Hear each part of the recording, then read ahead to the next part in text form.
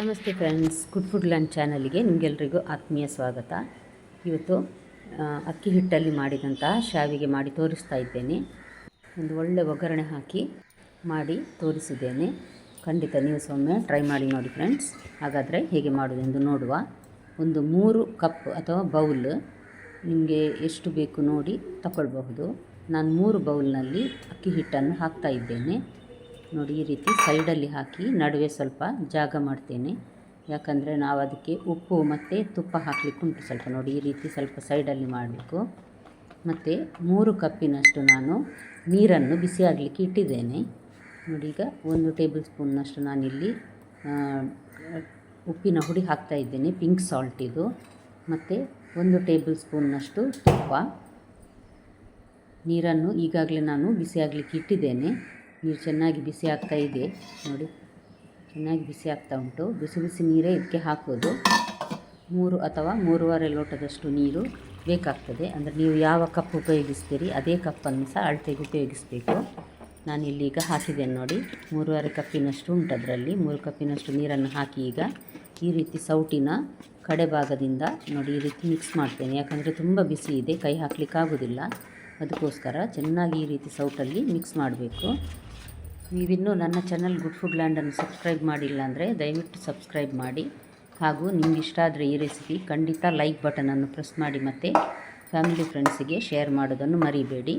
ನೋಡಿ, ಈ ರೀತಿ ಮಾಡಿ ನಾನೀಗ ಒಂದು 10 ನಿಮಿಷ ಹಾಗೆ ಮುಚ್ಚಳ ಮುಚ್ಚಿ ಇಡ್ತೇನೆ. ನಾನಿದನ್ನು 5 ನಿಮಿಷ ಇಟ್ಟರೆ ಸಹ ಸಾಕಾಗ್ತದೆ. ನಂತರ ಸ್ವಲ್ಪ ಕೈಗೆ ಮುಟ್ಲಿಕ್ಕಾಗಬೇಕು, ಅಷ್ಟು ಬಿಸಿ ಇರುವಾಗ ಈ ರೀತಿ ಒಂದು ಸಲ ಚೆನ್ನಾಗಿ ಮಿಕ್ಸ್ ಮಾಡಿ ಇದನ್ನು ಅಂಟು ಮಾಡಿ ನಂತರ ಈಗ ಶಾವಿಗೆ ಒತ್ತೋದಕ್ಕೆ ನಾವು ರೆಡಿ ಮಾಡುವ. ತಣ್ಣಗಾಗಲಿಕ್ಕೆ ಬಿಡಬಾರ್ದು. ನೋಡಿ, ಕೈಗೆ ಜಾಸ್ತಿ ಅಂಟುವುದಿಲ್ಲ ಇದು. ನಾನು ಮುಚ್ಚಳ ಮುಚ್ಚಿ ಇಟ್ಟಿದ್ದೇನೆ. ಶಾವಿಗೆ ಮಾಡೋದಕ್ಕೆ ನಾನು ನೋಡಿ ಇದನ್ನು ತೆಗೆದುಕೊಂಡದ್ದು ಅಂಜಲಿ ಅವರದು. ಒಳ್ಳೆಯದಾಗ್ತದೆ ಇದರಲ್ಲಿ. ಮತ್ತು ಚಕ್ಕುಲಿ ಸಹ ಮಾಡ್ಬೋದು ಇದರಲ್ಲಿ. ನೋಡಿ, ಈ ರೀತಿ ಇರ್ತದೆ. ಇದನ್ನು ಪ್ರೆಸ್ ಮಾಡಿ ಮಾಡುವುದರಿಂದಾಗಿ ಇದು ಕೈಗೆ ನೋವಾಗುವುದಿಲ್ಲ ಮತ್ತು ತುಂಬ ಒಳ್ಳೆಯದಾಗ್ತದೆ ಕೂಡ ಇದರಲ್ಲಿ. ಇಲ್ಲಾಂದರೆ ಅದು 2 ಹೆಬ್ಬೆರಳು ಅದನ್ನು 2 ಸೈಡಲ್ಲಿ ಪ್ರೆಸ್ ಮಾಡುವಾಗ ನೋವು ಬರ್ತದೆ. ಇದರಲ್ಲಿ ಹಾಗೇನಿಲ್ಲ, ತುಂಬ ಸುಲಭ ಮಾಡಲಿಕ್ಕೆ. ನೋಡಿ, ನಾನೀಗ ಇದರೊಳಗೆ ಸ್ವಲ್ಪ ಎಣ್ಣೆ ಎಲ್ಲ ಹಚ್ತೇನೆ. ನಾನು ಇದಕ್ಕೆ ಸಹ ಅಷ್ಟೇ ಸ್ವಲ್ಪ ಎಣ್ಣೆಯನ್ನು ಹಚ್ಚಿ ರೆಡಿ ಮಾಡಿ ಇಡ್ತೇನೆ ನಾನೀಗ. ಅಷ್ಟೇ ಅಲ್ಲ, ಇದರಲ್ಲಿ ಬೇಗ ಬೇಗ ಆಗ್ತದೆ. ನೋಡಿ, ಈ ರೀತಿ ಎಣ್ಣೆ ಎಲ್ಲ ಹಾಕಿ ನಂತರ ಈ ರೀತಿ ತಿರುಗಿಸಿದ್ರೆ ಆಯಿತು. ಈಗ ನಾವು ಇದಕ್ಕೆ ಹಿಟ್ಟು ಹಾಕಿ ಶಾವಿಗೆ ರೆಡಿ ಮಾಡುವ. ಸಾಧಾರಣ ಒಂದು ಗಾತ್ರದ ಉಂಡೆ ತೆಗೆದುಕೊಂಡು ಅದನ್ನು ನೋಡಿ ಈ ರೀತಿ ಉದ್ದಕ್ಕೆ ಪ್ರೆಸ್ ಮಾಡಿ ನಾನೀಗ ಇದರೊಳಗೆ ಹಾಕ್ತಾ ಇದ್ದೇನೆ. ಎಷ್ಟು ಬೇಕು ನೋಡಿ ಅದರೊಳಗೆ ಫುಲ್ ಹಾಕಿದ್ರೆ ಆಯಿತು. ನಂತರ ಅದನ್ನು ಮುಚ್ಚಿ ಪ್ರೆಸ್ ಮಾಡಬೇಕು. ಈ ರೀತಿ ಇದನ್ನು ಹಾಕಿ ತಿರುಗಿಸಿ ಟೈಟ್ ಮಾಡಿದ್ರೆ ಆಯಿತು. ಪ್ರತಿ ಸಲ ಸಹ ಶಾವಿಗೆ ಒತ್ತಬೇಕಾದ್ರೆ ಇದೇ ರೀತಿ ಮಾಡಿದ್ರೆ ಆಯಿತು. ತುಂಬ ಸುಲಭ. ಈ ಪ್ರೆಸ್ಸಿಂಗ್ ಇರುವ ಹ್ಯಾಂಡಲ್ ಇರೋದ್ರಿಂದಾಗಿ ಸುಲಭ ಆಗ್ತದೆ, ಕೆಲಸ ಸಹ ಬೇಗ ಆಗ್ತದೆ. ನೋಡಿ, ಅದರಲ್ಲಿ ನಾನೀಗ ಪ್ರೆಸ್ ಮಾಡ್ತಾ ಇದ್ದೇನೆ. ನೋಡಿ, ಎಷ್ಟು ಆರಾಮದಲ್ಲಿ ಬರ್ತಾ ಇದೆ ಅಲ್ಲ. ಕೈಗೆ ತುಂಬ ಪ್ರೆಸ್ ಮಾಡಿ ನೋವು ಸಹ ಆಗೋದಿಲ್ಲ ನಮಗೆ. ಇಲ್ಲಾಂದರೆ ಕೆಲವು ಪ್ರೆಸ್ ಮಾಡಿ ಹೆಬ್ಬೆರಳು ನೋವು ಬರ್ತದೆ. ಇದರಲ್ಲಿ ಹಾಗೇನಿಲ್ಲ.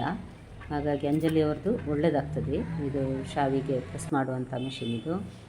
ನಾನು ಈಗಾಗಲೇ ನೀರು ಬಿಸಿ ಮಾಡಲಿಕ್ಕೆ ಇಟ್ಟಿದ್ದೇನೆ ಇಲ್ಲಿ ಸ್ಟೀಮ್ ಪಾತ್ರೆಯಲ್ಲಿ, ಇಡ್ಲಿ ಪಾತ್ರೆಯಲ್ಲಿ. ಚೆನ್ನಾಗಿ ನೀರು ಬಿಸಿ ಆಗ್ತಾ ಉಂಟು. ಈಗ ನಾನು ಇದಕ್ಕೆ ರೆಡಿ ಮಾಡಿದ ನೋಡಿ ಶಾವಿಗೆಯನ್ನು ಹಾಕ್ತಾ ಇದ್ದೇನೆ. 2 ಶಾವಿಗೆ ನಿಮಗೆ ತೋರಿಸಿದೆ ನೋಡಿ, ಅದನ್ನೀಗ ನಾನು ಇದಕ್ಕೆ ಹಾಕಿದ್ದೇನೆ. ಈಗ ಒಂದನ್ನು ನಾನು ಡೈರೆಕ್ಟ್ ನೋಡಿ ಅದಕ್ಕೆ ಪ್ರೆಸ್ ಮಾಡಿ ತೋರಿಸ್ತೇನೆ. ಇದಕ್ಕೆ ಸಹ ಡೈರೆಕ್ಟ್ ಪ್ರೆಸ್ ಮಾಡಬಹುದು. ನಾನು ಯಾವಾಗಲೂ ಹೀಗೆ ಮಾಡೋದು. ಈಗ ತೋರಿಸ್ಲಿಕ್ಕೋಸ್ಕರ ಬಾಳೆ ಎಲೆಯಲ್ಲಿ ನಿಮಗೆ ಮಾಡಿ ತೋರಿಸಿದೆ ಶುರುವಾಗಲಿ. ಈಗ ಇದನ್ನು ಮುಚ್ಚಳ ಮುಚ್ಚಿ ಒಂದು 5 ನಿಮಿಷ ಬೇಯಿಸಬೇಕು ನಾವು. ಯಾಕಂದರೆ ಮೇಲಿಂದ ಮೇಲೆ ಹಾಕುವಾಗ ಅದು ಒಂದಕ್ಕೊಂದು ಅಂಟಿರ್ತದೆ. ಅದಕ್ಕೋಸ್ಕರ ಒಂದು ಸಲ ಬಿಸಿ ಆದರೆ ಅಂಟು ನಿಲ್ಲುವುದಿಲ್ಲ. ಅದಕ್ಕೋಸ್ಕರ ಒಂದು 7-8 ಏಲಕ್ಕಿಯನ್ನು ನಾನು ಗುದ್ದಿ ಪುಡಿ ಮಾಡಿ ರೆಡಿ ಮಾಡಿ ಇಡ್ತೇನೆ ಇದು ಒಗ್ಗರಣೆಗೆ ಹಾಕಲಿಕ್ಕೆ. ಈಗ ನೋಡಿ, 2ರ ನಡುವೆ ಇನ್ನೊಂದು ಶಾವಿಗೆಯನ್ನು ನಾನು ಪ್ರೆಸ್ ಮಾಡ್ತಾ ಇದ್ದೇನೆ. ಅದೇ ರೀತಿ ಈ ಕಡೆ ಸಹ 2 ಶಾವಿಗೆಯ ನಡುವೆ ಇನ್ನೊಂದು ಶಾವಿಗೆಯನ್ನು ಪ್ರೆಸ್ ಮಾಡಿ ಒಂದು 5 ನಿಮಿಷ ನೋಡಿ ಬೇಯಿಸಿ ಕೂಡಲೇ ನಂತರ ಅದೇ ರೀತಿ ಎಲ್ಲ ಶಾವಿಗೆಯನ್ನು ಸಹ 2ರ ನಡುವೆ ಆ ರೀತಿ ಪ್ರೆಸ್ ಮಾಡಿ ಇದೊಂದು 10 ನಿಮಿಷ ಇನ್ನು ಬೇಯಿಸಿದರೆ ಸಾಕು ಹೈ ಫ್ಲೇಮಲ್ಲಿ. ನಾನು ನೋಡಿ ಅರ್ಧ ಗಡಿಯಷ್ಟು ತೆಂಗಿನಕಾಯಿ ತೆಗೆದುಕೊಂಡಿದ್ದೇನೆ. ಇದನ್ನು ತುರಿದು ನೋಡಿ ರೆಡಿ ಮಾಡಿ ಇಟ್ಟಿದ್ದೇನೆ ನಾನು. ನೋಡಿ, ಅಷ್ಟೊತ್ತಿಗೆ ಚೆನ್ನಾಗಿ ಬೆಂದಿದೆ ಇದು. ಎಷ್ಟು ಚೆನ್ನಾಗಿ ಕಾಣ್ತದಲ್ಲ. ಅಷ್ಟೇ ಚೆನ್ನಾಗಿರ್ತದೆ. ಖಂಡಿತ ಒಂದು ಸಲ ನೀವು ಸಹ ಟ್ರೈ ಮಾಡಿ ನೋಡಿ ಫ್ರೆಂಡ್ಸ್. ಇದನ್ನೀಗ ಸ್ವಲ್ಪ ತಣ್ಣಗಾಗಲಿಕ್ಕೆ ಬಿಡುವ, ಬಿಸಿ ಬಿಸಿ ತೆಗಿಲಿಕ್ಕೆ ಆಗೋದಿಲ್ಲ ಅದು. ಈಗ ಇದಕ್ಕೆ ನಾನೀಗ ಏಲಕ್ಕಿ ಪುಡಿ ನೋಡಿ 7-8 ಏಲಕ್ಕಿ ತೋರಿಸಿದೆ ಆಗ, ಅದನ್ನು ಪುಡಿ ಮಾಡಿಟ್ಟಿದ್ದೆ. ಏಲಕ್ಕಿ ಪುಡಿ ಹಾಕಿದರೆ ಪರಿಮಳ ಮತ್ತು ಟೇಸ್ಟ್ ಸಹ ಚೆನ್ನಾಗಿರ್ತದೆ. ಸಕ್ಕರೆ ನಾನಿಲ್ಲೊಂದು 6 ಚಮಚದಷ್ಟು ಸಕ್ಕರೆ ಹಾಕ್ತೇನೆ.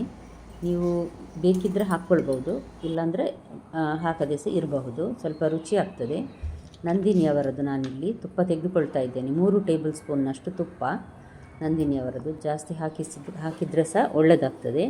1 ಟೀ ಸ್ಪೂನ್ನಷ್ಟು ಸಾಸಿವೆ ನೋಡಿ, ಸಾಸಿವೆ ಈಗ ಸಿಡಿತಾ ಇದೆ. ನಾನಿಲ್ಲಿ 1 ಹಿಡಿಯಷ್ಟು ಅಂದರೆ ಸಾಧಾರಣ ಒಂದು 10-12 ಗೇರು ಬೀಜವನ್ನು ನಾನಿಲ್ಲಿ ಭಾಗ ಮಾಡಿ ನೋಡಿ ಇದಕ್ಕೆ ಹಾಕ್ತಾ ಇದ್ದೇನೆ. ಇದು ಒಳ್ಳೆ ಕೆಂಬಣ್ಣ ಬರುವವರೆಗೆ ಅಂದರೆ ಗೋಲ್ಡನ್ ಬ್ರೌನ್ ಆಗುವವರೆಗೆ ಫ್ರೈ ಮಾಡುವ. ಇದನ್ನು ಸಣ್ಣಗೆ ಕಟ್ ಮಾಡಿ ಸಹ ಹಾಕ್ಕೊಳ್ಬಹುದು. ಹೀಗಾಗಿದೆ ನೋಡಿ. ಇದನ್ನೀಗ ನಾನು ಇದಕ್ಕೆ ತೆಂಗಿನಕಾಯಿ ತುರಿಗೆ ಹಾಕಿದ್ದೇನೆ. ಇದನ್ನು ತೋರಿಸಲಿಕ್ಕೆ ಮರ್ತೋಯ್ತು. ಹಾಕಿ ಒಂದು ಸಲ ಚೆನ್ನಾಗಿ ತೆಂಗಿನ ತುರಿಯ ಜೊತೆ ಮಿಕ್ಸ್ ಮಾಡಬೇಕು. ಇದನ್ನು ಇಲ್ಲಿ ರೆಡಿ ಮಾಡುವಾಗ ಅಲ್ಲಿ ಶಾವಿಗೆ ಸಹ ಸ್ವಲ್ಪ ತಣ್ಣಗಾಗಿದೆ. ನಾನೀಗ ತೆಗಿತಾ ಇದ್ದೇನೆ ನೋಡಿ ಕೈಯಲ್ಲಿ, ಎಷ್ಟು ಬಿಡಿ ಬಿಡಿಯಾಗಿ ಬಂದಿದೆ ಅಲ್ಲ. ಒಂದು ಬಿಸಿ ಆದ ನಂತರ ಇನ್ನೊಂದು ಸಲ ಅದರ ಮೇಲೆ ಪ್ರೆಸ್ ಮಾಡಿದರೆ ಅಂಟಿ ಕೂತ್ಕೊಳ್ಳೋದಿಲ್ಲ. ಇದೇ ರೀತಿ ಬಿಡಿ ಬಿಡಿಯಾಗಿ ಬರ್ತದೆ ನೋಡಿ. ನಾನೀಗ ಎಲ್ಲ ಶಾವಿಗೆಯಲ್ಲಿ ನಮಗೆ ಎಷ್ಟು ಬೇಕು ನೋಡಿ ತೆಗೆದುಕೊಳ್ತೇನೆ. ನಾನು ಇದರ ಅರ್ಧದಷ್ಟನ್ನು ಇವತ್ತು ಮಾಡ್ತೇನೆ. ನಂತರ ಉಳಿದದಕ್ಕೆ ತೆಂಗಿನ ಹಾಲಿನಲ್ಲಿ ತಿನ್ನಲಿಕ್ಕೆ ಸಹ ಒಳ್ಳೆಯದಾಗ್ತದೆ. ತೆಂಗಿನ ಹಾಲಿಗೆ ಬೆಲ್ಲ ಹಾಕಿ ಏಲಕ್ಕಿ ಪುಡಿ ಹಾಕಿ ಮಾಡಿ ಸಹ ನಾವು ತಿಂತೇವೆ ಇದನ್ನು ನೋಡಿ. ಈ ರೀತಿ ಇದನ್ನು ಸ್ವಲ್ಪ ಕೈಯಲ್ಲೇ ಕಟ್ಟು ಮಾಡಿ, ಅಂದರೆ ಪುಡಿ ಮಾಡಿ ಇದನ್ನು ಹಾಕಬೇಕು. ಹಾಕಿದ ನಂತರ ಚೆನ್ನಾಗಿ ಒಂದು ಸಲ ಮಿಕ್ಸ್ ಮಾಡಬೇಕು. 2 ಸೌಟ್ ಅಥವಾ 1 ಸೌಟಲ್ಲಿ ಸಹ ಮಿಕ್ಸ್ ಮಾಡಬಹುದು. ಈ ರೀತಿ ತುಂಬ ರುಚಿಯಾಗಿರ್ತದೆ. ಬೆಳಗ್ಗೆ ಮಕ್ಕಳಿಗೆ ಕೊಡುವಾಗ ಸ್ವಲ್ಪ ಸಕ್ಕರೆ ಹಾಕಿ ಇದರ ಮೇಲೆ ಇನ್ನಷ್ಟು ಸ್ವಲ್ಪ ತುಪ್ಪ ಹಾಕಿ ಕೊಟ್ಟರೆ ತುಂಬ ಖುಷಿಯಲ್ಲಿ ತಿಂತಾರೆ ಮಕ್ಕಳು. ಇವತ್ತಿನ ರೆಸಿಪಿ ನಿಮಗೆ ಇಷ್ಟ ಆಗಿರ್ಬೋದು ಫ್ರೆಂಡ್ಸ್.